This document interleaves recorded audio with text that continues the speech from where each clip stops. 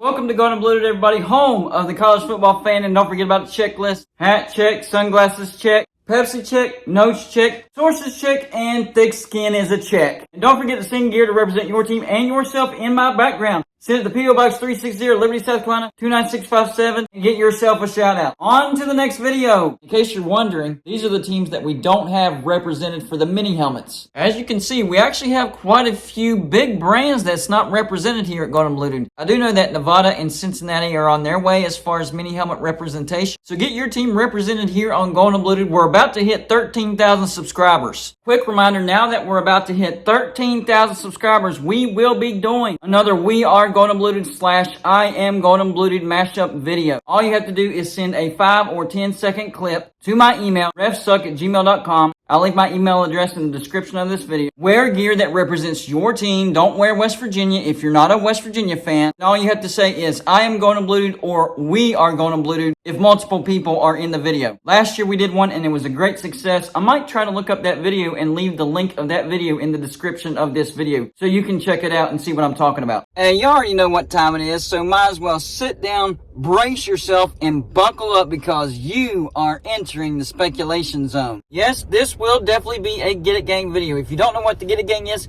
it's basically a name that I came up with for the group of people that leave video ideas in the comments section of my videos. So if you think that you have a good video idea, leave it in the comment section of my video and I just might use it in my next video. On top of that, some people leave comments not intending them to be video ideas, but I like them so much I still use them for my videos. So keep that in the back of your mind whenever you're leaving comments in my videos. Today's Get It Gang video ideas come from two people. The first one is from Mitchell Mullins. He says, for bleeps and grins, sorry I can't say that word because of YouTube, if Notre Dame joined the ACC with equal sharing, would they be okay with the amount as the lower tier teams? If it's unequal sharing and FSU wants 15%, say Clemson wants 15%, Notre Dame says we are worth more than 20%, equaling a total of 50%, are rest okay with it or do 8 other teams vote to dissolve? I'm going to come back to that. The second Get It Gang video today comes from Kenny Evans. This was actually a super chat comment from last night's live show. He says, FSU should be ticked off.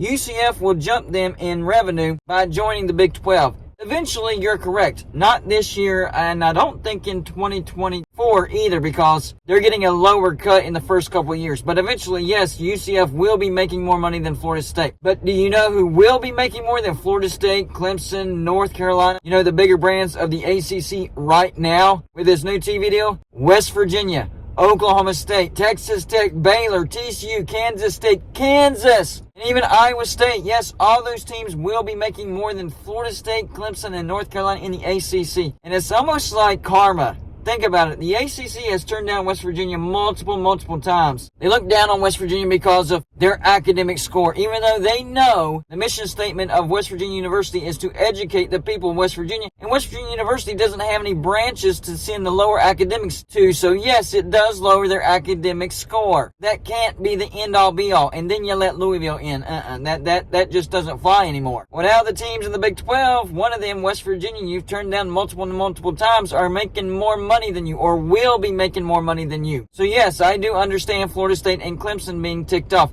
This all stems from the Florida State athletic director coming out last Friday and saying, we're not happy with the ACC. We want unequal revenue share, or we might think about bolting the ACC. They even took a legal counsel to look into what it would take to get Florida State out of the ACC, and the number that they came up with was $120 million. I don't know if that covers the grant of rights. However, if they are still stuck in the grant of rights even after paying the $120 million exit fee, there's still ways around that. You can schedule more away games or more neutral site games, that way minimizing the amount of money you have to give to the ACC, because all the home games, yes, the money would still go to the ACC if you're still in the grant of rights. And then Saturday, I heard the Clemson athletic director, he also talked to the media, saying that Clemson wanted unequal revenue share. Well, and rightfully so. I think Clemson and Florida State do deserve unequal revenue share. I mean, you're having brands like TCU, Baylor, West Virginia, Oklahoma State, Iowa State, the list goes on, making more money than the premier brands. And I'm not saying that those other brands are bad. They're decent brands. But they're not premier brands like Florida State, Clemson, and North Carolina. And that's why Florida State and Clemson should be mad. They should be mad at this terrible TV deal. and they probably have been mad this whole time. It's just they're just now voicing their opinion. In fact, the athletic director of Clemson says these talks have been going on behind closed doors for a while, and he will continue to strive to be in a leadership role to lead the way for unequal revenue share. So one of two things is going to happen. Number one, the ACC is going to bend the knee and provide unequal revenue share to the higher brands. Or the second thing is the bigger brands are going to start leaving the ACC, and that will be the demise of the ACC. And those 8 teams might be existing and might be willing to vote down the ACC grant of rights, and that's worst case scenario by the ACC. Then all the teams can go wherever they want because the grant of rights won't exist anymore. 4 teams will go to the SEC, and I think those 4 teams would be Clemson, Miami Hurricanes, NC State, and Virginia. 4 teams would go to the Big Ten. I think those 4 teams would be Florida State, Georgia Tech, North Carolina, and Duke. I think 4 other teams would go to the Big 12. And I think those 4 teams would be Syracuse, Pitt, Louisville, and Virginia Tech. So if the ACC does go to unequal revenue share, is that enough to attract Notre Dame? It could be. It could be. Because if the ACC does dissolve, remember, Notre Dame, all their other sports are full-time members in the ACC. Where would they go? Would they jump over to the Big Ten? They would have to try to figure out how to put their other teams in another conference. Football, yes, it could stay independent. But all those other sports, I'm not sure what would happen to the other sports as far as the conference goes. So if the ACC does decide to incorporate unequal revenue share, it could be enough for Notre Dame to join. They would have an easier path to the playoffs. If they win the ACC, they can get a guaranteed bye week. You know the playoff committee would look favorably on Notre Dame if they win the ACC. And on top of that, NBC might be getting a deal with the NBA, which some experts say that could create a situation to where NBC might not have the money that Notre Dame is wanting. So a lot of things could be coming together as far as Notre Dame actually joining the ACC. And remember this, as long as the ACC exists, if Notre Dame does join the conference in football before 2036, it has to be the ACC. So let's say the ACC does incorporate unequal revenue share. It does attract Notre Dame. Boom. The ACC is saved.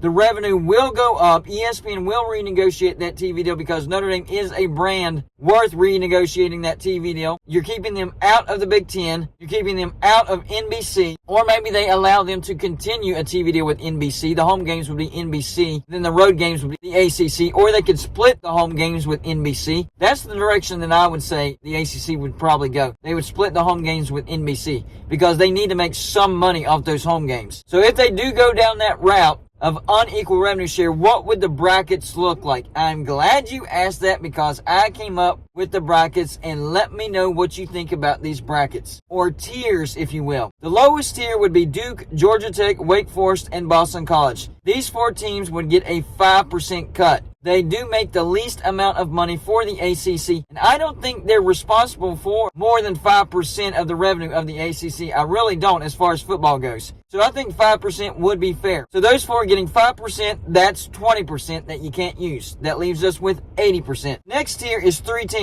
Virginia, Pitt, and Louisville. They get 6%. So the first tier is 2% lower than what they're getting right now. The second tier is 1% lower. So they are taking a little bit of a pay cut. But if Notre Dame joins the ACC, the revenue as a whole goes up. So they're really not taking a pay cut. In fact, they would probably get a raise because Notre Dame adding value. Those 3 teams getting 6%, that's a total of 18%. Now we're looking at a total of 38% that we can't touch. So now we have 62% left that we can use. The next 4 teams get 7% apiece. Miami Hurricanes, Syracuse, NC State, and Virginia Tech. 7% is exactly what they're making right now. So you're not taking a bump down in percentage. And with Notre Dame coming in, you're going to get a raise. You should be okay with that. 7% for all 4 of those teams, that's a total of 28%. So now we're talking about 66% that we can't touch. So the percentage remaining would be 34%. If you divide that by 4 teams, that's 8.5%.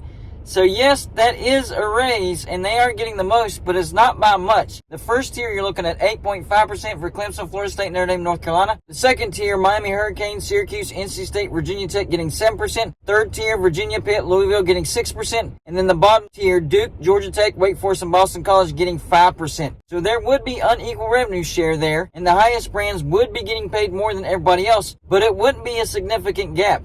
Would this be good enough for Clemson and Florida State to be okay with and not think about leaving the ACC? Would this be good enough for Notre Dame? I don't know. Personally, I think that those higher brands, and especially Notre Dame, would want a bigger gap between the percentage that they get and the next highest percentage that teams will get. I don't think there's any way that they could get 15% unless these other teams would just accept a big-time cut.